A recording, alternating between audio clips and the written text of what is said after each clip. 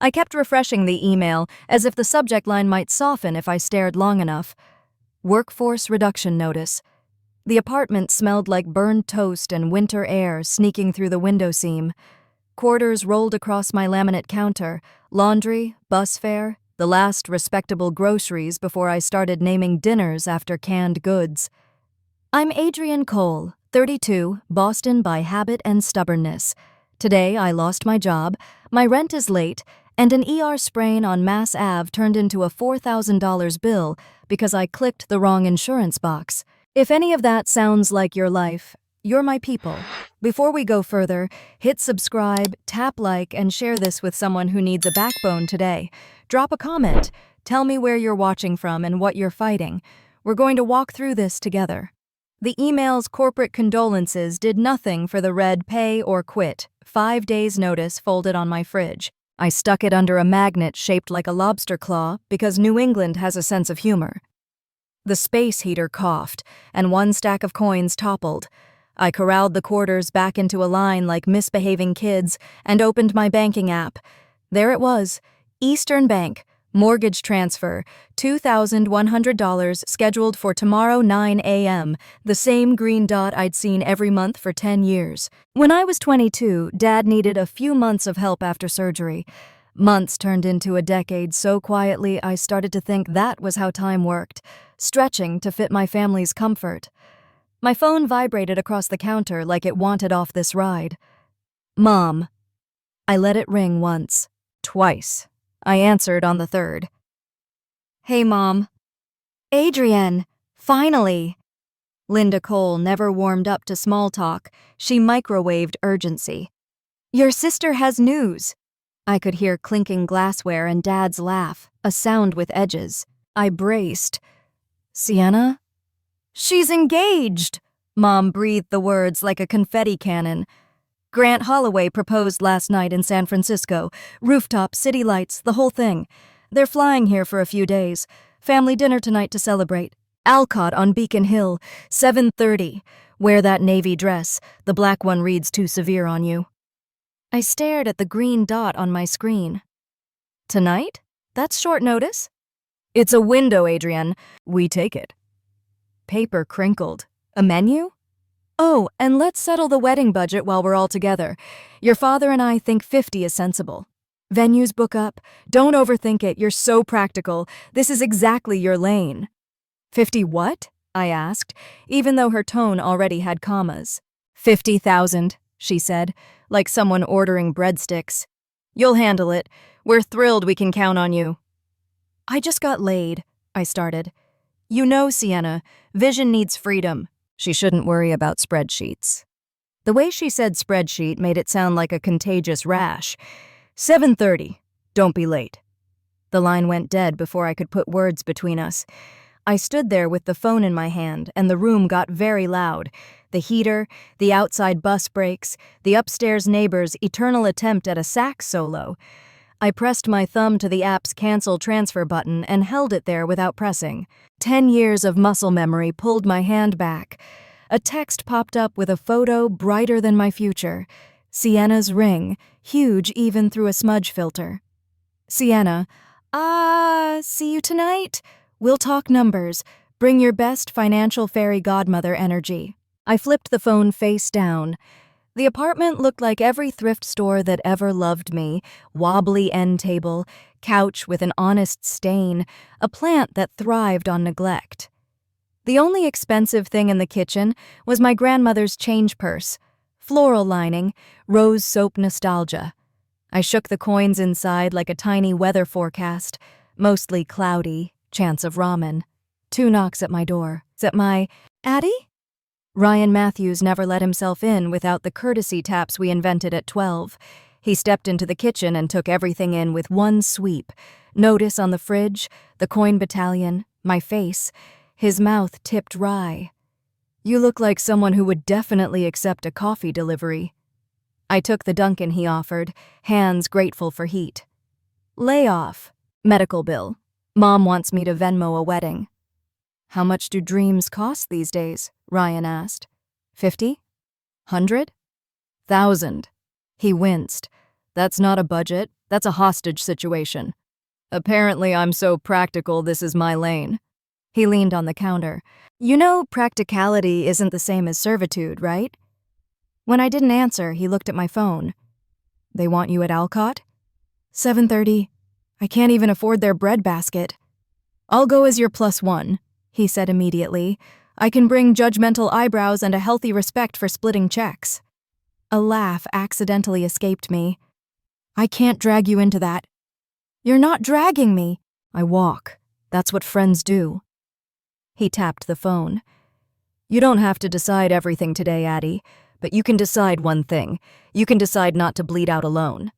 My throat worked around the words I didn't know how to say. Thanks. After he left, I stood in the quiet long enough to hear my own pulse.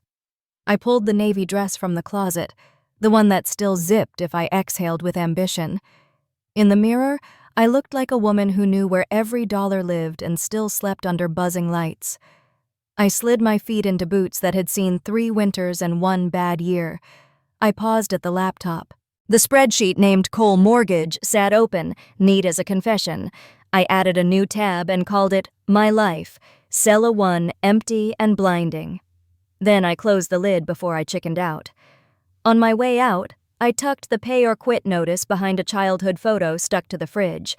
Sienna and me with popsicle tongues and grass-stained knees. I told those girls, silently and a little fiercely, I'm working on it. Outside, Boston did the thing it does. Daylight fading to steel, sidewalks wet with a thaw that lied. I walked to Porter, slid my Charlie card over the reader, and joined 100 quiet stories waiting on the red line. A violinist did battle with the acoustics, pulling something raw from 4 strings. I let the sound put a spine in me. On the train, I counted the transfers. Porter to Park. Park to Charles MGH. If I timed it right, I could be on Beacon Hill 10 minutes early. Enough time to decide whether I would sit quietly or bring the truth to the table like a dish no one asked for, but everyone needed. My phone buzzed again. A text from Dad. Charles. Dad. Proud of your sister. Let's make tonight easy. Smile. I typed and deleted 4 drafts. I settled on nothing. He followed with a second ping. Dad. It's family. Do the right thing. In the window's reflection, I saw my face the way strangers would, not bitter, not saintly, just tired of performing generosity that came with a leash. At Park Street, I changed trains with a flock of commuters, the tunnel wind lifting the edge of my coat like the city was checking what I'd hidden. On the green line, I held a metal pole and a thought. If right thing means my silence, I'm done being right. Charles MGH. The doors sighed open. I climbed the station stairs into thin, cold-in street lamps that knew their job. Beacon Hill was every postcard. Brick stoops, gas flames, windows dressed better than most people. Alcott glowed on the corner, all soft light and white napkins, the kind of place that asked you to whisper your credit score. Through the glass I could see a long table, candles doing their best to be flattering. A flash of Sienna's ring, a slice of my mother's profile, a silhouette that had to be Grant, jawline and watch and future obligations. I stood there with my hand on the door and made a promise I could keep. If they asked me to underwrite their happiness, I would answer in words that didn't fit on a check. I followed the hostess through the soft light of Alcott, every step pulling me deeper into the stage my family had already set. My pulse wasn't racing from nerves anymore. It was from clarity. I wasn't just walking into dinner. I was walking into a war I'd been drafted into 10 years ago, and tonight I'd finally decided to fight back. By the time I reached Alcott, the gas lanterns along Charles Street had blurred into halos of winter light. My boots clicked against the brick sidewalk, each step louder than my heartbeat. Through the tall windows I could already see the glow of chandeliers and the shimmer of champagne flutes. People in coats more expensive than my entire rent bill leaned toward each other, laughing in a language I didn't speak anymore, effortless wealth. The hostess at the front stand glanced up, lips parting in the kind of smile that comes with rehearsed warmth. Reservation name? Pierce, I said. My voice sounded steadier than I felt. Her eyes flicked over the list. Private dining, corner table. She handed me a menu heavy enough to double as a weapon. They're already seated. Of course they were. The moment I walked in, I spotted my family like a stage scene. Dad, Charles, sat at the head of the table, posture proud. The tie I bought him 5 Christmases ago knotted at his throat. Mom, Linda, hovered beside him, leaning forward in animated chatter with Grant Holloway, the fiancé, who looked as though he'd stepped out of a glossy tech magazine. Sharp jaw, watch that caught every drop of light. And then there was Sienna, my younger sister, practically glowing, her manicured hand raised mid-gesture so everyone could admire the diamond weighing down her finger. Adrienne. Mom's smile froze the moment she saw me. You're late. I slid into the only empty seat, directly across from Sienna. The tea was slow. Sienna barely glanced up from her phone. We already ordered appetizers. Her nails tapped out a rhythm on the glass stem of her flute, every gesture designed for an invisible audience. A waiter placed a crystal glass in front of me, already filled with champagne. The bubbles rose like a countdown clock.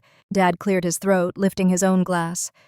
To my beautiful daughter Sienna and to Grant, may your future be as bright as that diamond. Everyone clinked, laughter like silverware. I raised my glass, lips barely brushing the rim.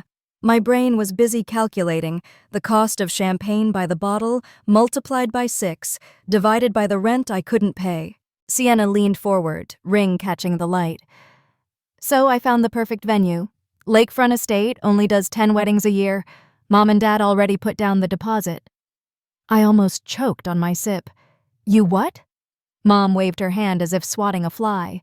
10,000 down. We couldn't risk losing it. But don't worry, darling, it comes out of the total budget, which is still 50, of course. Grant shifted uncomfortably, but he didn't speak. His silence felt like complicity. My hands trembled under the table. You expect me to pay for this? Adrienne, Dad's voice hardened. We've always known you're the responsible one. Your career is stable.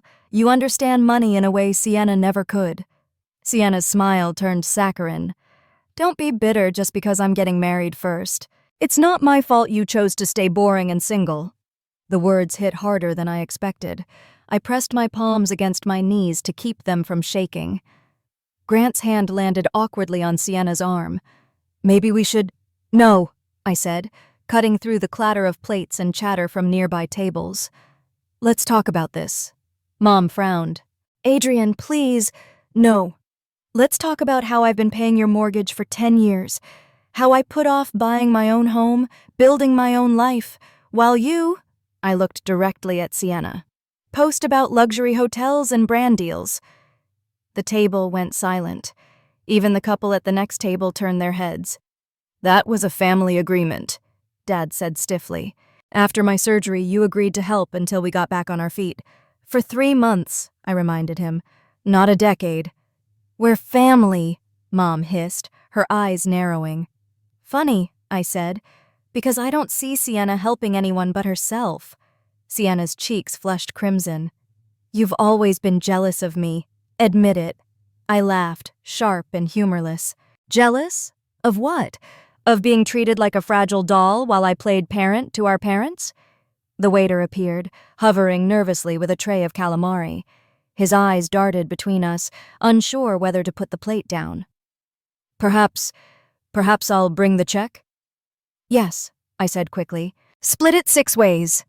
Mom's eyes widened. Adrienne, sit down. You're making a scene. I stood. No, I'm finally telling the truth. 10 years of my life gone. My savings gone. My chance to buy my own place gone. And now you want 50,000 more for a party? Sienna's lip curled. You're good with money, Adrienne. It's the only thing you're good at. So let me be the star, and you handle the boring stuff. Her words sliced cleaner than any blade. You're right, I said softly, my voice steadier than I felt. I am good with money, which is why I know exactly how much you all owe me. I leaned forward, letting my words cut through the air. 10 years of mortgage payments, with interest. Dad's face turned the color of overripe plums. Now listen here. No, you listen, I snapped. I'm done. Find another ATM for your fairy tale wedding. I quit. I grabbed my coat from the back of the chair. Mom's hand shot out, gripping my wrist. Her nails dug into my skin, desperate. If you walk out that door, don't bother coming back. I stared at her fingers wrapped around me, then lifted my eyes to her face. The same face that had smiled when I got my first job, that had scolded me into compliance, that had whispered family first until it drowned out every other voice. That, I said quietly, pulling free, is the most honest thing you've said to me in years. Sienna gasped theatrically, eyes wide, as if she were auditioning for sympathy. Mom's lips parted, but no words came. Dad's jaw tightened, his fury controlled only by the public eye. Grant's gaze darted between us, the first crack of doubt showing in his polished demeanor. I didn't wait for more. I walked out, the cold Boston night swallowing me whole. The door shut behind me, muting their voices to a muffled chaos. My phone buzzed again. Another automated reminder. Mortgage payment scheduled for tomorrow, 9 a.m. I stood on the cobblestones, heart racing, thumb hovering over the screen. Cancel, confirm. The green button glowed like a lifeline. For the first time in 10 years, I pressed yes. And as the confirmation flashed, something heavy unlatched inside me. A chain rusted with guilt, finally breaking free. The city air tasted different, like iron and possibility. I zipped my coat and walked toward the T, not knowing exactly where my life was headed, but knowing one thing for certain. It was no longer chained to theirs. The red line rattled me back to Somerville, but my head was louder than the train. The screen still glowed with the confirmation. Transfer canceled. 10 years of reflex undone with a single tap. You'd think I'd feel triumphant. Instead, I felt like I'd pulled the pin on a grenade and tossed it into my parents' living room. By the time I stepped into my apartment, the adrenaline had fizzled into exhaustion. I dropped my coat on the couch, kicked off my boots, and stared at the counter where the coin stacks used to be. Gone. Spent on mascara and train fare for a dinner that ended in ash. I didn't even realize I'd called Tara until her voice answered, sharp with concern. Addie? What happened? I've been refreshing Instagram. Your sister's already posted 3 boomerangs of that ring. I laughed, brittle. She'll need good lighting for the meltdown coming. I walked out, Tara. Told them I was done. Canceled the mortgage payment, too. You what? She gasped. Adrienne, that's huge. You finally… She cut herself off. Hold on, I'm coming over. And I'm dragging Ryan. Don't, I started, but the line clicked dead. 20 minutes later, the knock came. Ryan held 2 paper cups of Dunkin' coffee, Tara a grocery bag swinging from her wrist. They looked like reinforcements. You look like hell, Tara said, plopping onto the couch. Drink. She shoved the coffee into my hand. Ryan's eyes went to my laptop, still on the counter. Mind if I use this? The way you're pacing, you probably forgot to lock it. I didn't care. Go ahead. Just don't read my drafts of angry resignation letters. He chuckled, sliding into the chair. His fingers danced across the keys with the ease of someone who spoke computer better than English. I sipped coffee that scalded my tongue, but anchored me in something solid. So, Tara tucked her legs under her. Tell us everything. I gave them the short version. Dinner at Alcott, the deposit for a Napa estate, the 50,000 bomb. My voice trembled only once when I repeated Sienna's line about me being boring and single. Tara's jaw tightened. God, she's cruel. Wait. Ryan squinted at the screen. Adrienne, did you know there are recurring transactions here? Not the mortgage. Something else. I blinked. What do you mean? Look. He angled the laptop. There's a pattern, charges pulling from your account, but the billing address is Los Angeles. Hotels, boutiques, flight upgrades. He clicked through. Here, Beverly Hills Hotel, $7,000 last month. My stomach dropped. I've never been west of Chicago. Tara leaned over. That's Sienna's playground. She tags that hotel in half her posts. Ryan scrolled faster, lines of numbers blurring into a story I didn't want to hear. This isn't a one-off. It's constant. Someone's using your account to bankroll a lifestyle. Or several someones, Tara muttered. I pressed my palms against my thighs. My skin went cold. But how? I have two-factor authentication. Alerts! Unless, Ryan said carefully, your parents set up linked access when you first helped them with the mortgage. If they tied your account to theirs, Sienna could have piggybacked. A memory surfaced. Me at 22, sitting at the family dining table, Dad insisting I write down my online banking password, just in case. Mom assuring me they'd never touch it, it was only for emergencies. My younger self, too eager to prove loyalty, had handed it over. I swallowed hard. They had my login, for years. Ryan's gaze softened. Addie, this isn't just carelessness. It looks like identity theft. The room tilted. I gripped the edge of the couch, nails digging into the fabric. Tara set her hand over mine, steady. Adrienne, she said quietly, they've been stealing from you. Not just using you as an ATM. Stealing. The word stole my breath. I thought of every time Mom praised me for being good with money, every time Dad reminded me I was lucky to have a stable career. Behind it all, they'd been siphoning me dry. My phone buzzed on the coffee table, screen flashing Mom. Tara snatched it before I could. Don't, she warned. Ryan closed the laptop gently, as if shutting a wound.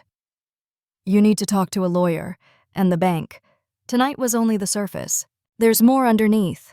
I nodded, though my throat felt lined with glass. The night had started with champagne toasts and diamonds, but here, on my worn couch, flanked by two people who refused to let me drown, I realized the real celebration hadn't even begun. I wasn't free yet, but for the first time, I saw the map out. Ryan's laptop hummed on the coffee table, the screen glowing like an interrogation lamp. Tara had pushed the grocery bag aside, forgotten. I was still clutching my coffee cup, though the liquid had gone cold. Okay, Ryan said, fingers poised above the keyboard. Let's dig deeper. I want to see the full transaction history, not just the last 90 days. He typed a string of commands so fast it sounded like rain. Lines of numbers scrolled across the screen. At first, it was just noise, dollar amounts, dates, merchants. Then the pattern sharpened like glass coming into focus. Here, he tapped the trackpad. 4 months ago, a series of charges in Beverly Hills. Chanel, Prada, Four Seasons. Tara gave a low whistle. Definitely not Adrienne's budget. I tried to laugh, but it snagged in my throat. I've been living on canned soup and quarters. Meanwhile, someone's buying designer luggage with my money. Ryan scrolled again. Wait, this goes back years. Look, Aspen Ski Resort, Miami Beach, Paris flights. Adrienne, they've been bleeding you dry for a long time. My chest constricted. How did I miss this?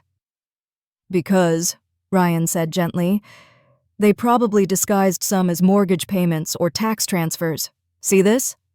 He pulled up a file labeled Property Expenses. That's not property tax. That's a line of credit, co-signed by your parents and...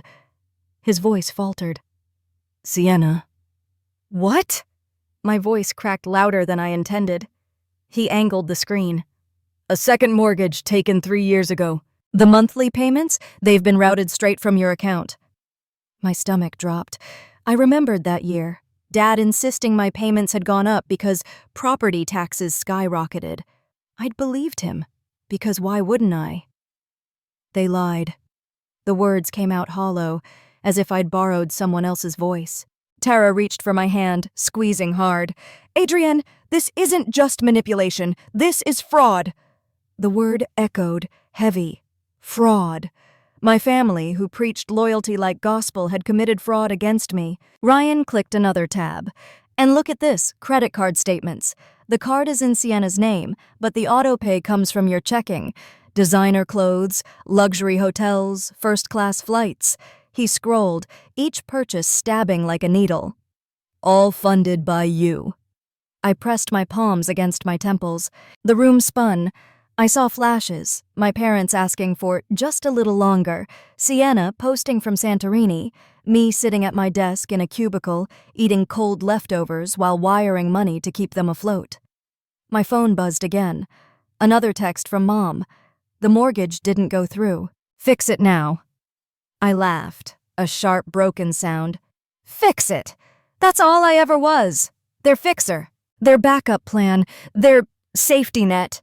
No, Tara said firmly. You're their victim. The word sliced deeper than I expected. Victim. I wanted to argue, to push it away, but the evidence glowed right there. Black and white, undeniable. Ryan leaned closer. Adrienne, they've been using you for years. Every time Sienna overspent, every time they wanted to maintain their lifestyle, they turned to you. They built their house of cards on your back. I swallowed hard. And I let them. No, Ryan corrected. You trusted them. That's different. The fight drained out of me. I sank into the couch cushions, staring at the ceiling. So what do I do? Call the bank? Confront them? You need a lawyer, Tara said quickly. Tonight proves they'll never admit it if you just ask. You need someone who can make this official. Ryan nodded. And you need to secure your accounts. Change passwords, remove linked access, freeze the credit if you have to. I rubbed my arms, suddenly cold. God, I feel like my whole life is a lie. Like the last 10 years didn't even belong to me. Tara's eyes softened. Then take them back. Start now. Ryan angled the screen toward me once more. There's one more thing. I braced. This letter. He clicked open a PDF. The header read Eastern Bank Loan Agreement. My name sat on the first line, bold and clear. Adrienne, this document shows you as a guarantor. Did you sign this? I leaned in, scanning the page. My signature stared back at me, neat and looped. Except, I'd never signed it. That's not mine, I whispered. Ryan's expression darkened. Then they forged it. Tara gasped. Oh my God. My body went rigid. They hadn't just stolen my money. They'd stolen my identity. They'd put my name on documents that could sink me for life. I stood abruptly, pacing the room. My heartbeat pounded in my ears. I can't believe this. I defended them. For years I defended them. And all along they were... My voice cracked. They were betraying me. Tara stood too, blocking my path. Adrienne, listen to me. This isn't the end of your story. This is the beginning of theirs unraveling. Ryan closed the laptop with a decisive click. And we're going to help you make sure of it. I looked between them, my friend who refused to let me collapse, and the boy next door who had grown into a man steady enough to carry weight I couldn't. For the first time in hours, maybe years, I didn't feel completely alone. My phone buzzed again, vibrating against the coffee table. Another demand, another command. I didn't pick it up. I let it rattle until it fell silent. They're not calling the shots anymore, I said, voice firming. Ryan nodded. Damn right. Tara raised her chin. So what's next? I drew a breath so deep it burned. Next, we find out how deep this goes. I barely slept that night.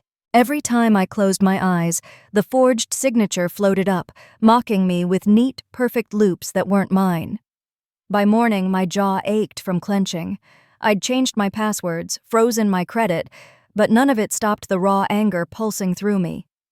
At 8:03 a.m., my phone lit with a new message. From Sienna. Sienna. Seriously, Addie? Mom said you canceled the mortgage. She's hysterical. You need to fix this now. Don't ruin my engagement week. My thumb hovered over delete, but then another ping followed. Sienna. Don't make me the bad guy. You know they'll always side with me. Just do your part like you always have. That second line cracked something open. She wasn't just careless. She knew. I opened a new message instead of ignoring her this time. My fingers trembled, but I typed, "We need to talk. In person. No parents. Today." The reply came instantly. Sienna. Fine. I'm at the Liberty Hotel. Coffee bar in the lobby. Noon. Don't embarrass me. Of course she was staying at one of Boston's swankiest hotels. I stared at the screen, thinking about the coins I'd stacked for groceries less than 24 hours ago. The contrast burned. By noon, I pushed through the revolving doors of the Liberty, greeted by marble floors and glass chandeliers. I felt out of place in my thrift store coat, but the fury in my chest kept me upright. Sienna was easy to spot, perched at a corner table, phone angled perfectly for selfies, her latte untouched but staged. The engagement ring caught every shard of light, deliberate as a spotlight. She looked up, smirking. "Wow, you actually showed." I sat opposite her, my hands gripping the edge of the table. "Cut the act, Sienna. I know." Her brows arched in feigned innocence. "Know what?" "About the second mortgage, the forged signature, the credit cards you tied to my account." For the first time, the smirk slipped. Her phone clattered slightly against the table before she recovered. "You're being dramatic. Mom and Dad handled that. I didn't touch anything." I leaned closer, voice low and steady. "Don't lie to me. The billing addresses, the charges, the hotels you post from, they all lead back to you. You knew. You used me." Her lips tightened, but she didn't deny it. Instead, she flipped her hair over her shoulder. "So what if I did? You're better with money. You've always been boring, predictable, Adrienne. That's your role. Mine is, well, everything else." The words sliced. "My role? You think my life is a role you can script?" "You make it sound like slavery," she said, rolling her eyes. "But you love it. Being the reliable one. The martyr. People admire that." My pulse hammered. No, I loved believing my family cared about me. I loved thinking we were in this together. But you and Mom and Dad, you turned me into your safety net, and you smiled while you cut me open. Sienna's jaw twitched. "You think you're some kind of victim? You had a good job. You didn't need as much." "I did. People expect me to look a certain way, live a certain lifestyle. That takes money. Our parents understood that. Why can't you?" "Because it was my money, Sienna." My voice rose, drawing glances from nearby tables. I lowered it, forcing the words out like stone. "You faked being fragile so I'd pay your way. You forged my name so you could keep pretending. You're not special. You're a thief." Her face flamed. "Careful." I leaned back, suddenly calm. "No, you be careful, because I'm done protecting you." The silence stretched, taut as wire. Then she laughed, sharp and brittle. "You won't do anything. You never do. You're addicted to being needed." I stood, sliding my chair back slowly. "Watch me." For a moment her eyes flickered, uncertainty cracking through the gloss. Then she masked it with another laugh, louder this time, echoing off the marble. "Go ahead. Burn it all down. Just remember, when Mom and Dad pick sides, it won't be yours." I didn't answer. I turned and walked out, the echo of my boots against polished stone steadier than my heartbeat. Outside, the cold air rushed into my lungs like freedom and fire. I had seen the truth on her face, the calculation, the cruelty. There was no more pretending she was just spoiled or clueless. Sienna knew exactly what she was doing, and she wasn't going to stop unless I made her.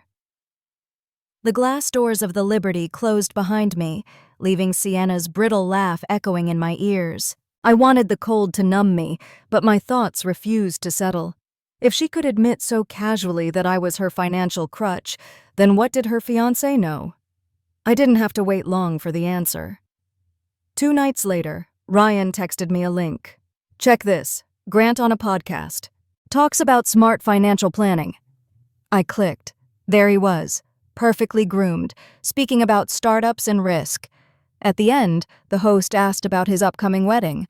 Grant smiled. "Marriage is about partnership, sharing assets, debts, everything. We've already begun that process." The words twisted my stomach. Sharing debts. He thought the mountain belonged to both of them, or maybe to me. I cornered the truth the following evening. Ryan had managed to access a cloud folder tied to my parents' email. He didn't show me how.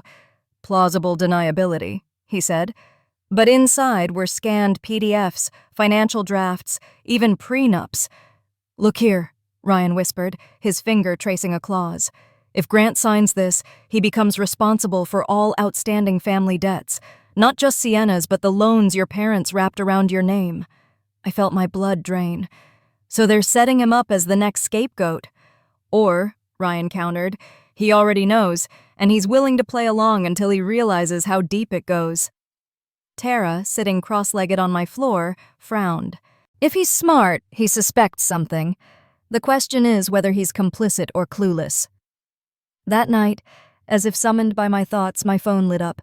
Grant Holloway. I hesitated before answering. His voice came smooth, practiced. Adrienne, I wanted to reach out privately. I closed my eyes. What do you want, Grant? I know there's tension. But listen, families have arrangements. Your parents explained everything. They said you were comfortable handling the mortgage and certain expenses. The casual tone scraped my nerves raw. Comfortable? Do you think losing my job, drowning in medical bills, living in a shoebox apartment is comfortable? He exhaled sharply. I'm not your enemy here. I love Sienna. I want to protect her.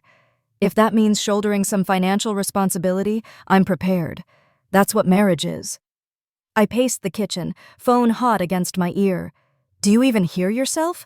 You're ready to sign your name onto forged documents and fraudulent loans? That's not marriage, Grant. That's a trap. For the first time, his voice wavered. Forged? Yes. I let the word hang. They forged my signature. They drained my accounts. You think they'll stop with me? They'll use you, too. They already have you smiling on podcasts about sharing debts. Silence. Just his breath, shallow and quick. I need to see proof, he said finally. Then open your eyes. Look at the contracts they're pushing you to sign. Ask yourself why they're so desperate to move fast. Better yet, ask why I canceled the mortgage and walked out of their dinner. His reply came quieter. Sienna said you're jealous. That you're trying to ruin things! The old wound stung, but I didn't flinch. If you believe that, then sign. Walk straight into the same cage I barely escaped, but don't say I didn't warn you. A beat of silence, then the line clicked dead. I stared at the phone long after the call ended. My hands shook, not from fear, but from the realization that I'd rattled him. For the first time, I'd seen a crack in Grant Holloway's polished armor. Ryan leaned against the counter, studying me. So?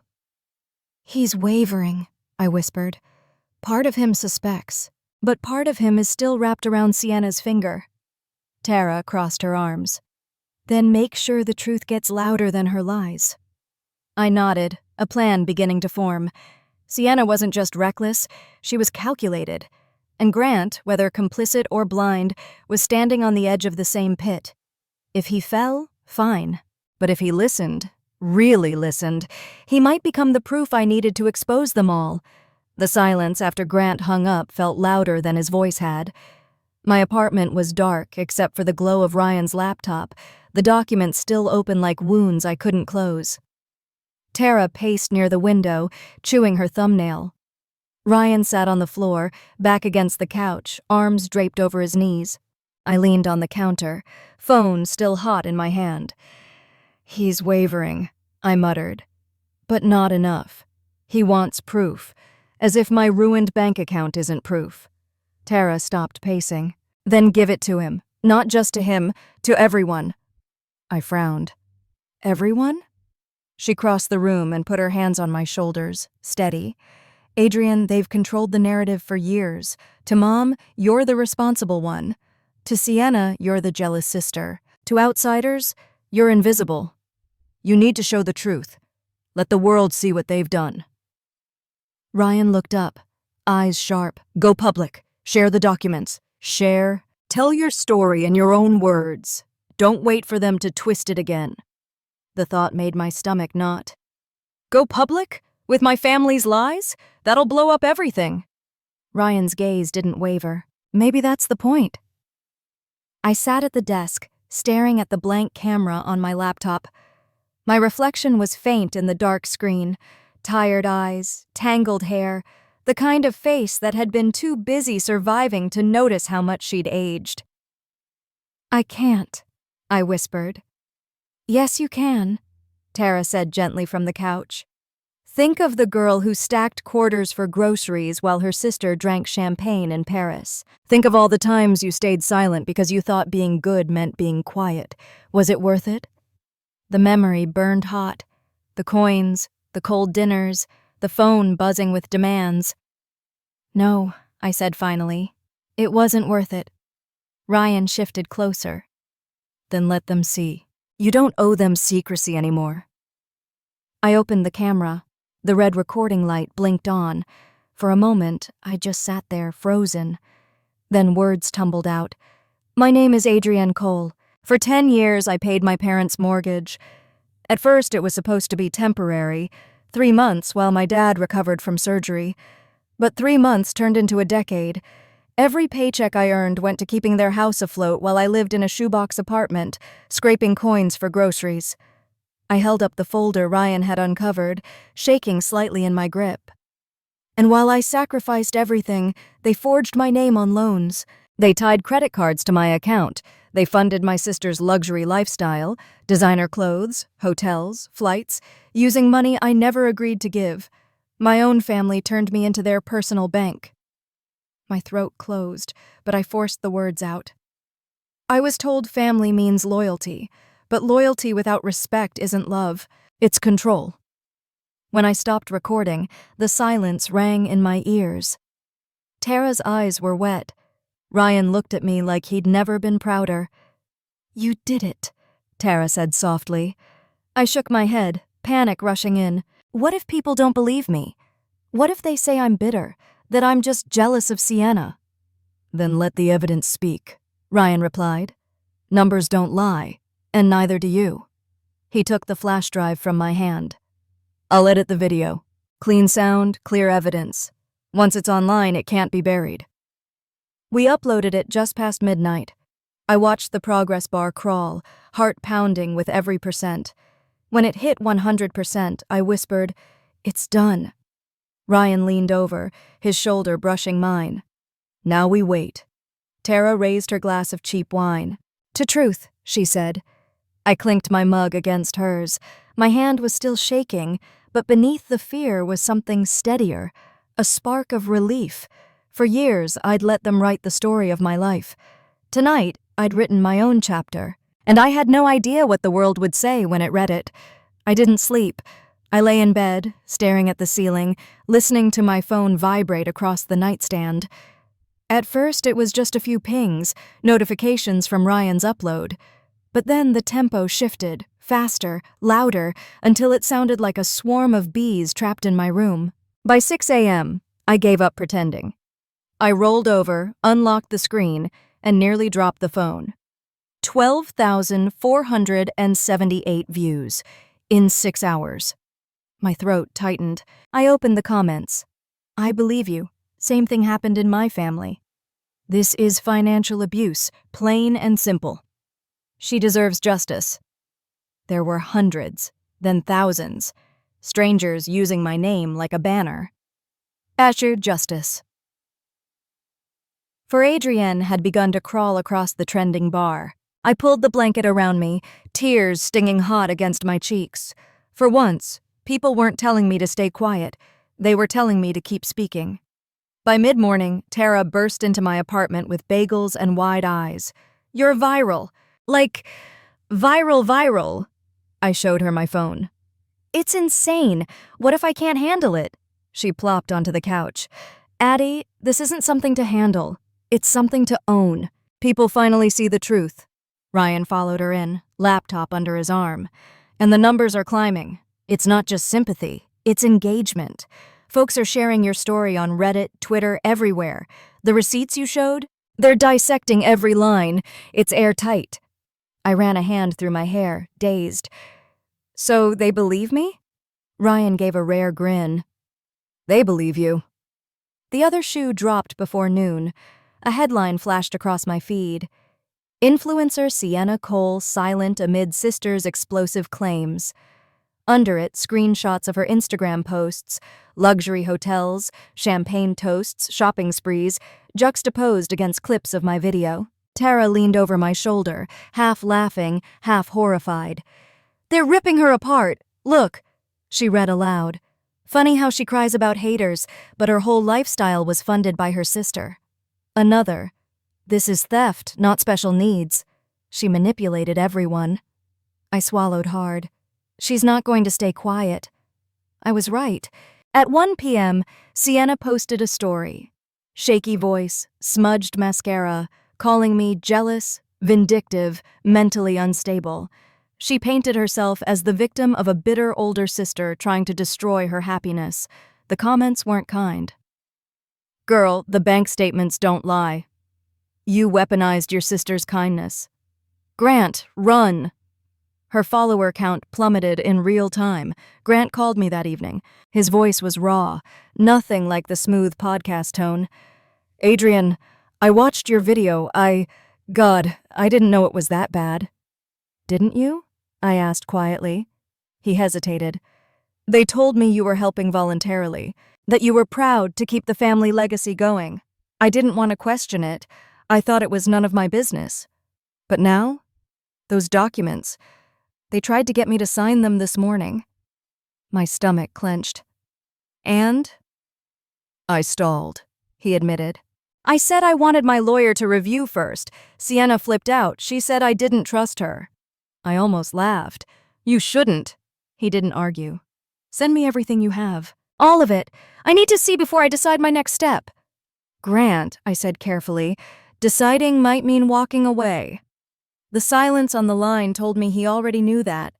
That night, the numbers hit 1 million. The hashtag climbed into the national top 10. My inbox overflowed with messages, some from journalists asking for interviews, some from strangers thanking me for naming the thing they'd endured in their own families. But the most unexpected message came from an account I didn't recognize. At Cole Family Truth. Adrienne's not lying. I worked with her parents years ago. They bragged about how much she contributed, called her their retirement plan. She deserves better. Tara gasped when she read it over my shoulder. They bragged about it? Oh my God, Addie, this is corroboration. Ryan's eyes darkened. It's not just your word anymore. Their own arrogance is turning against them. I leaned back against the couch, letting the phone buzz in my hand. The storm was raging, and for the first time, I wasn't drowning in it. I was standing in the center, steady, while everything false around me unraveled. By midnight, exhaustion pressed heavy, but adrenaline kept me awake.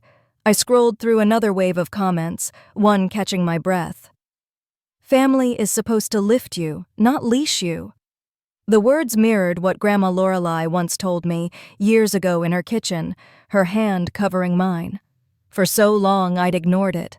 But tonight, the world echoed it back. I locked my phone, let the silence take over, and whispered into the dark. I'm not your leash anymore. The flight from Boston to San Francisco felt longer than 6 hours. My body sat wedged in the economy seat, but my mind kept rehearsing words I wasn't sure I'd have the courage to say. I wasn't flying out for reconciliation. I was flying out for exposure. Ryan walked me to the gate at Logan, pressing the flash drive into my palm like it was a weapon. You have everything you need. Proof, receipts, contracts. If they push back, you push harder. Tara hugged me tight before I boarded. Don't hold back this time. Say it so loud they can't twist it. The rehearsal dinner was at a waterfront restaurant on Pier 39, glass walls glowing against the bay. The kind of place where champagne never stopped flowing and waiters glided instead of walked. Through the doors, I could already hear Sienna's laugh, shrill and practiced, wrapping around the room like ribbon on a poisoned gift. I adjusted the simple navy dress I'd worn. It wasn't glamorous, but it was mine. No borrowed money, no forged signature. Just me. Inside, the room buzzed with chatter. Sienna sat at the head of the long banquet table, Grant beside her, both framed like royalty. My parents floated between guests like seasoned politicians, smiling too wide, their charm a thin coat of varnish overwrought. Grant spotted me first. His eyes widened slightly, surprise flickering before he schooled his features. Sienna's head whipped around when she noticed where he was looking. Her face drained, then tightened. She wasn't invited, she hissed, standing abruptly. Security! No, I said firmly, stepping forward. My voice cut through the room. Unless you want everyone here to know about the fraud in your name, Sienna, I suggest you sit down. Murmurs rippled through the guests. Forks clattered against plates. Even the band paused mid-song. Grant rose slowly. What fraud? I reached into my bag, pulled out the folder Ryan had prepared, and handed it to him. This, the second mortgage, the forged guarantor form with my name, the credit card bills tied to my account, all those luxury trips you thought Sienna could afford, they came from me. Sienna's hand shot out, trying to snatch the folder, but Grant angled away. He flipped through the pages, his face paling with every line. "This isn't true," Sienna spat. "She's making it up. She's been jealous since we were kids." Grant held up one page. His voice was tight. "This is a loan agreement with Adrienne's forged signature. Did you know about this?" Sienna froze. Mom and Dad, they handled it. I didn't." Dad stepped forward, jaw clenched. "It's family business. None of yours, Grant." "None of mine?" Grant's voice cracked sharp as glass. "You pushed me to sign pre-wedding documents, making me liable for all of this. You were about to trap me in debts that aren't even mine." The room went deathly still. Guests shifted uncomfortably, whispers buzzing like bees. Mom plastered on her politician's smile. "Adrienne is exaggerating. She misunderstood. We never meant—" I cut her off. "You meant every word. You groomed me into paying your mortgage, made me believe it was duty, and when that wasn't enough, you bled me through forged loans. Now you're lining up Grant as your next victim." Gasps broke out. A man near the end of the table muttered, "Jesus Christ!" Sienna's hands trembled as she reached for Grant's arm. "Baby, don't listen. She's trying to destroy us." He pulled back. "Destroy us? Or save me from making the biggest mistake of my life?" The color drained from her face. My father's voice boomed, trying to wrest control. "Enough of this spectacle. Adrienne, you're embarrassing yourself." "No," I said, my voice steady, carrying further than his. "I'm embarrassing you, and I'm done covering it up." I turned to the room, to the guests watching with wide eyes. For 10 years, I gave up my future to keep their house. They told me it was temporary. It never ended. Every time Sienna wanted a new car, a trip, a dress, it came out of my pocket. And when that wasn't enough, they forged my name on loans. They called it family loyalty. But family doesn't steal your life to fund someone else's fantasy. The words hung heavy in the air. Some guests looked away, ashamed just to witness it. Others stared at my parents with thinly veiled disgust. Grant closed the folder slowly, set it on the table, and slipped off his engagement ring. He placed it in front of Sienna. "We're done." Sienna's cry was raw, tearing through the silence. "You can't do this to me!" Grant shook his head. "No, Sienna, you did this to yourself." He walked out, leaving the folder behind like evidence at a crime scene. Sienna turned to me, mascara streaking down her cheeks. "You ruined everything. This was supposed to be my perfect night." I met her gaze, calm and unshaken. "It was never perfect. It was stolen, and now it's over." She collapsed into her chair, sobbing. Mom rushed to her side, hissing at me through clenched teeth. "Do you see what you've done? You've destroyed your sister." I straightened my shoulders. "No, I stopped you from destroying me." The whispers rose again, guests pushing back from the table, some leaving altogether. The polished veneer of the Cole family cracked wide open under the weight of the truth. When I stepped outside into the San Francisco night, the air was sharp, salted from the bay. My hands were still trembling, but this time with release, not fear. Through the glass wall I could see chaos. My mother trying to salvage conversation, my father making frantic calls, Sienna weeping into a napkin. Ryan's words echoed in my head. Proof, receipts, contracts. Push harder. I had. And now the whole world could see. My phone buzzed as I walked toward the curb. A message from Grant. "Thank you for telling me the truth." I didn't reply. I didn't need to. The truth was louder than any response I could give. The morning after San Francisco, I flew back to Boston with nothing but the folder of evidence in my bag and exhaustion stitched into every bone. Jet lag couldn't compete with adrenaline. My hands still shook with the echo of Sienna's scream, Grant's final words, and the silence that followed. 2 days later, I sat in a sleek glass conference room downtown, across from attorney Daniel Whitaker, a corporate lawyer who came recommended by one of Tara's colleagues. The skyline stretched behind him, Boston Common frosted over in early spring, but my focus was fixed on the thick stack of papers between us. Whitaker adjusted his glasses. "You've brought quite a storm with that video, Miss Cole, but public opinion and legal consequence are two different beasts. Let's start with what you have." I slid the folder across the table. My fingers hesitated on the cover before letting go. Everything's in there: bank statements, forged contracts, the second mortgage tied to my name. My friend helped me pull some from their cloud drive. He flipped through the documents, brows climbing higher with every page. "Forging your signature on loan documents? That's fraud, plain and simple. And using your accounts to cover their credit card bills? That borders on identity theft." The words made my chest tighten, even though I'd known them already. Fraud, theft, not just betrayal, but crimes. Ryan sat beside me, arms crossed. "So what's the move?" Whitaker leaned back, steepling his fingers. "First, we secure Adrienne's liability. We'll notify the bank and credit agencies of the forgery. With the documentation you've provided, they should freeze any collections tied to your name. Next, we consider criminal charges against your parents and sister." The word criminal hit the air like a stone. I flinched. "Charges? Against my own family?" Whitaker's voice softened. "Adrienne, they've been stealing from you for over a decade. If they were strangers, would you hesitate?" I opened my mouth, closed it again. The truth was sharp. I wouldn't. But the thought of my parents in court, of Sienna facing charges, it made my stomach churn. Ryan broke the silence. "She doesn't owe them protection anymore. They put her in this position. They gambled with her future." Whitaker nodded. "And there's another layer. Your grandmother's will." I froze. "My grandmother?" He pulled out a separate envelope. "Lorelei Cole. She left explicit conditions regarding the family home. I had my paralegal check probate records after your story broke. Your parents could only retain partial ownership if they refrained from taking additional liens without your consent. By securing that second mortgage, they violated the terms."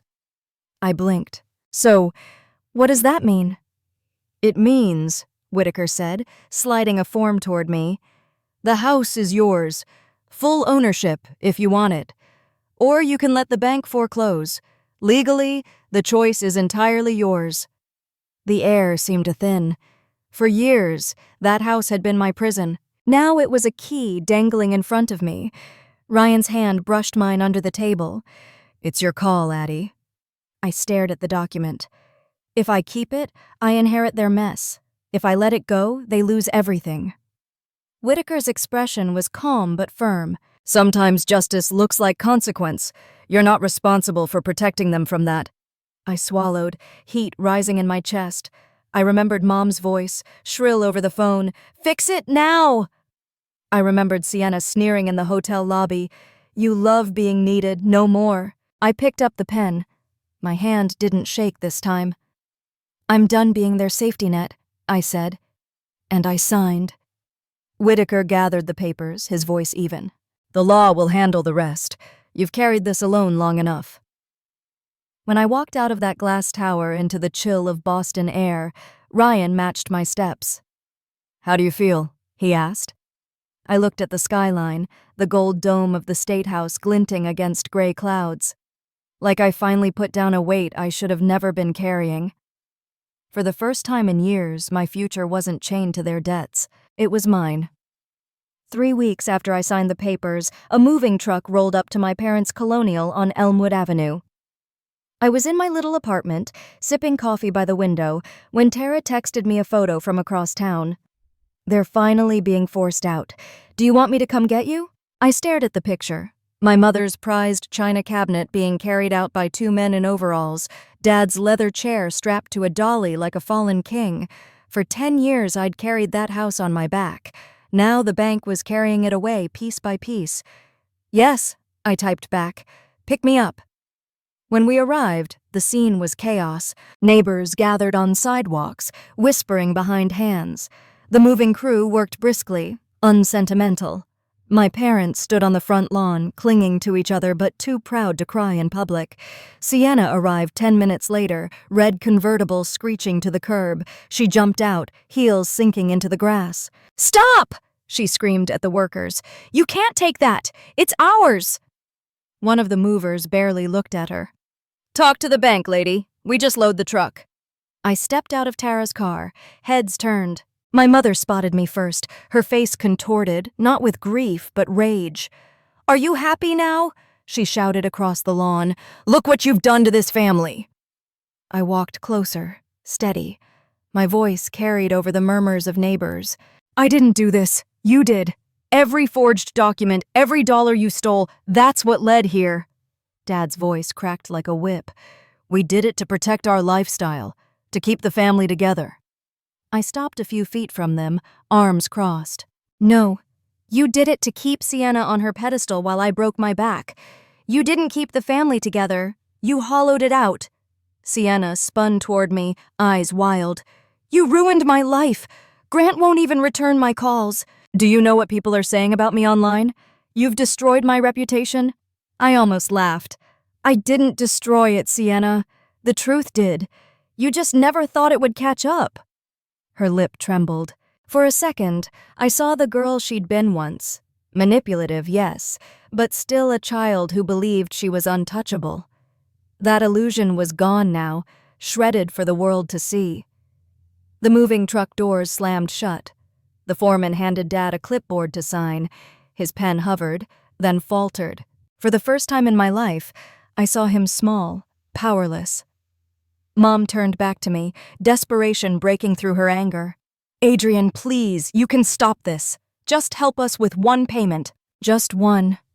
Don't let the bank take everything."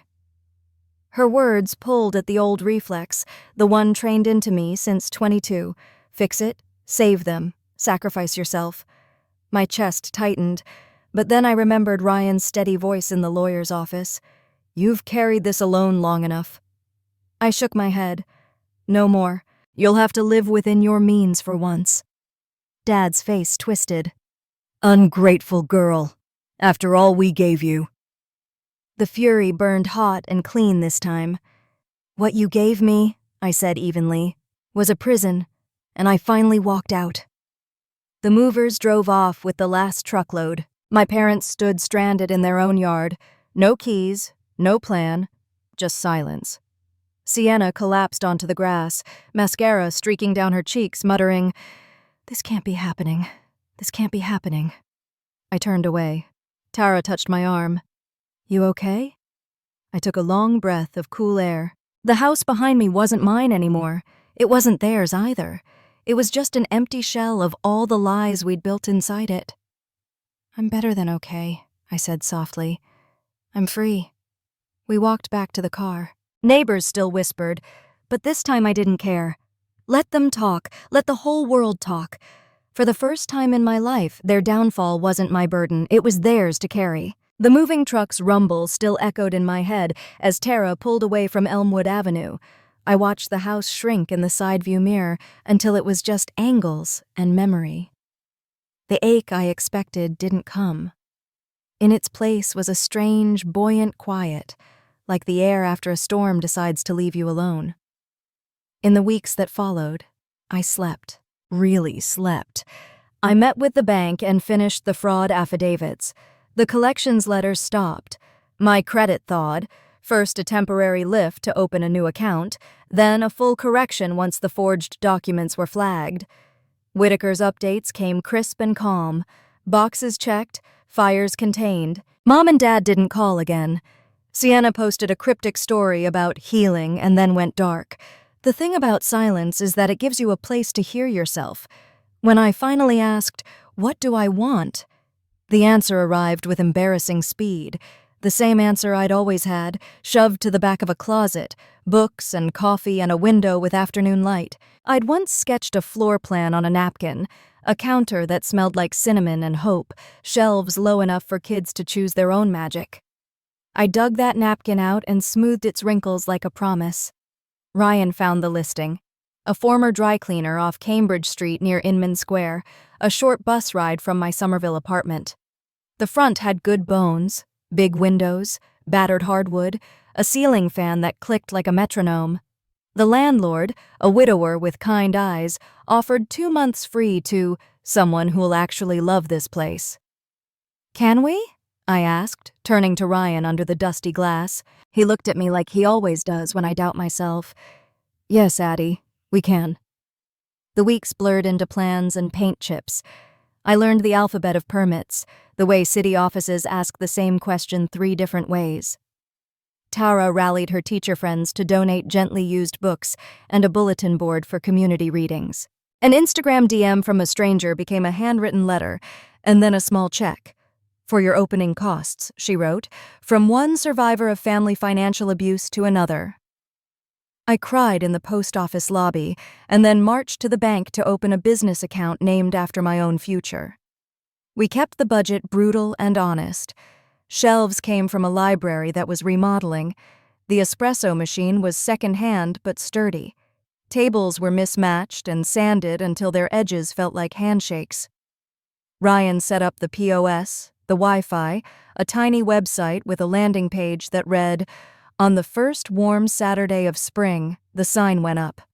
I stood on the sidewalk with a level while Ryan tightened the last screw. The letters caught the light, black against cream. My name settled into the wood like it planned to stay.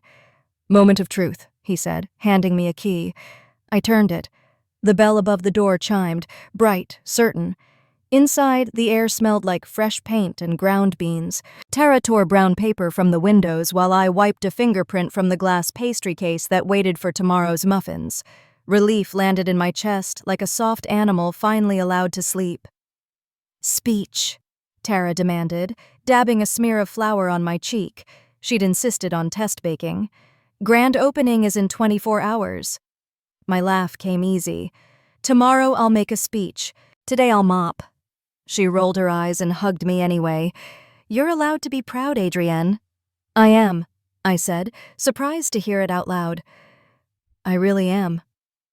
That night, I stayed late, arranging the front table, a stack of used hardcovers, a vase with tulips, a small hand-lettered sign that read, "Pay what you can shelf." When I turned around, Ryan had dimmed the overheads and turned on the string lights he'd quietly installed along the beams. The room glowed like a low sky full of gentle stars. "It looks like you," he said. "Messy?" I teased. He shook his head, stepping closer. "Warm, solid, hard-won." The quiet between us changed temperature. The slow burn, the years of almosts, tilted toward something bright and near. Ryan's hand hovered, then rested against my cheek, careful as if he were touching a page as thin as breath. "Addie," he said, voice low, "I've loved you through spreadsheets and meltdowns and cheap coffee. I love you now, here, when you finally belong to yourself." Grief and gratitude tangled in my throat. I didn't make a speech. I kissed him, tasting sawdust and espresso, and the kind of future that doesn't require permission. Opening day began with nerves and ended with laughter. The line curled past the door by 9 a.m. Neighbors, Tara's students, a tattooed barista from down the block who offered to cover a shift if I ever needed it, a city councilwoman who'd shared my video and now ordered an oat milk latte like we'd been friends for years. A retired librarian brought a carton of donated paperbacks and a list of all the reasons kids choose mysteries. A mom with a toddler whispered, "We saw your video. I left too." At noon, I stood on the step stool Tara insisted was a stage and thanked everyone with a voice that only shook once. I told them about the napkin drawing, about starting over at 32, about the ways we can build family out of strangers who show up and stay. I didn't mention my parents' names. I didn't need to. Mid-afternoon, as I was refilling the pitcher for the water station, my phone buzzed with a number I didn't recognize. I hesitated, then picked up. "Adrienne, it's Grant." His voice sounded lighter, like someone who'd learned how to breathe. "I wanted to say congratulations, and thank you, for San Francisco. I'm better for it." "Good," I said, meaning it. "We all deserve better than lies dressed up as love."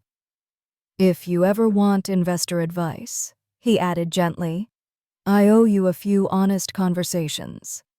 I smiled at the sink. I'll consider it. After the rush, the day softened into what I'd imagined. Pages turning, spoons clinking, that hush that falls when people feel safe. Tara hosted a kids' story hour by the front window. Ryan taught me the POS shortcut I kept forgetting. A college student asked if we could host open mic nights. A woman with a gray braid suggested a grief and book circle. Someone hung a flyer for a neighborhood cleanup. The bulletin board filled like a living thing. As the sun tipped toward evening, amber slid across the floorboards. I locked the cash drawer, flipped the last chairs, then poured 2 small glasses of the cheapest champagne we could justify. To boundaries, I said, handing one to Ryan. To boundaries with a spine, he answered, tapping his glass to mine. And to you. We stood in the doorway with the lights off, watching our reflection in the glass. 2 people and a place built from the ground up, neither borrowed nor owed. The bell chimed once more when I pulled the door closed, soft, satisfied. On the walk home, our shoulders bumped the way they do when you stop guarding your edges. Somerville was kind to us. Dogs on evening loops, porch lights clicking on like the city remembered you. I thought of the girl counting quarters under a flickering bulb, and I didn't feel sorry for her. I felt protective of her, and proud that she'd made it here. My phone buzzed. A notification. A comment on my video from weeks ago, rising to the top again as people shared the opening. Family is supposed to lift you, not leash you. I typed back. Mine finally does. When the apartment door clicked behind us, it didn't sound like a lock. It sounded like a beginning. If you've stayed with me this far, here's what I know now. Love without respect will eat you alive. Loyalty without boundaries is just a quieter word for surrender. I spent a decade confusing sacrifice with worth, telling myself that being needed was the same as being loved. It isn't. Love doesn't demand your silence. Love doesn't sign your name to debts you didn't choose. Love doesn't ask you to disappear so someone else can shine. Here's what else I learned. Saying no is a door you walk through, not a wall you hide behind. Boundaries aren't cruel. They're a kind of kindness, with a spine. The moment you stop rescuing people from the consequences of their choices, you start rescuing yourself. And when you choose yourself, you don't choose against anyone. You choose for your future, for the honest people waiting on the other side. If any of this sounds like your life, borrow my words until you find your own. Start small. Cancel 1 transfer. Change 1 password. Tell 1 truth out loud. Then build something, anything that belongs to you. If this helped, please like, subscribe, share, and drop a comment with your story or the first step you're taking today. Let's be the kind of family that lifts,